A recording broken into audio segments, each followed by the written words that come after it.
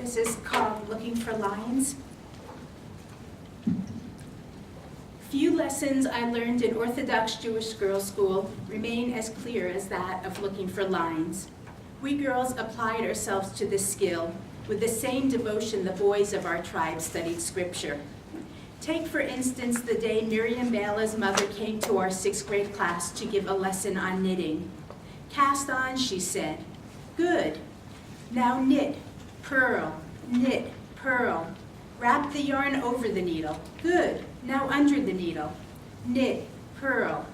Keep going. Very good. A petite woman with serious eyes and shoulder-length hair, she stood by the chalkboard, knitting needles in hand, a skein of yarn on the desk.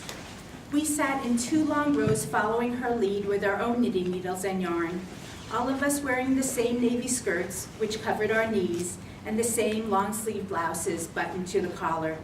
Knit, purl, she continued. Good, now cast off. At recess, Batya and I stood by the temple, which doubled as our school. A lady resembling Miriam Bala's mother walked by, 4 young children in tow. Lashon hara, the sin of gossip, ignored. Batya asked if I thought Miriam Bala's mother wore a wig. Her hairline seems real, she said as she adjusted the headband on her own wavy blonde hair. She's probably one of those shameless women who goes around showing her hair. Maybe it's a really expensive wig, I said. With those, it's hard to tell. I doubt it. And besides, her stockings don't have lines, she added, referring to the custom among many Orthodox women of wearing stockings with seams along the back of the leg. Like well-trained spies, we girls remained alert to the secret codes of our tribe and to the slightest infractions. Not even teachers escaped scrutiny. Mrs. Stern, for instance, wore a stiff brown wig. On one occasion, it slipped, exposing brunette hair beneath. Mrs. Zucker, the rabbi's wife, shaved her head. This became apparent when her wig slipped and her hairline revealed a mere shadow of reddish-brown stubble. When Miss Roth became Mrs. Katz, she covered her long blonde hair with a long blonde wig.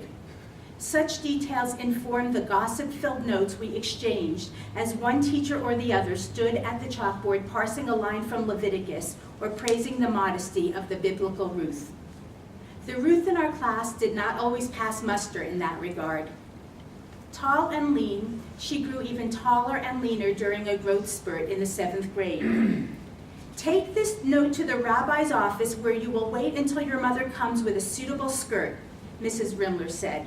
Her own hemline modestly grazed her ankles. Standing in line outside school that morning, I could have predicted it. Look at Ruthie's skirt, I'd whispered to Batya. You can practically see her knees.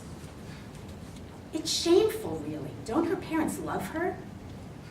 Having spent several Sabbaths at Ruthie's home, I imagined they did. I also knew they were tired and poor, and that Ruthie was the youngest of 9. And though they took pains to send all 9 children to religious school and to live a devout life, monitoring Ruthie's hemline may have been more than they could abide. In nearly all aspects of life, lines mattered. The line between Sabbath and work week, dairy and meat, Gentile and Jew. To cross lines, or even to blur them, constituted blasphemy. Even the lowercase t needed to be written with a right-facing hook at the bottom, lest it resemble a cross. We girls imbibed our lessons well. Out of fear of God, or parents, or teachers, or the perennial gossip of classmates, we wrote our T's to resemble umbrella handles.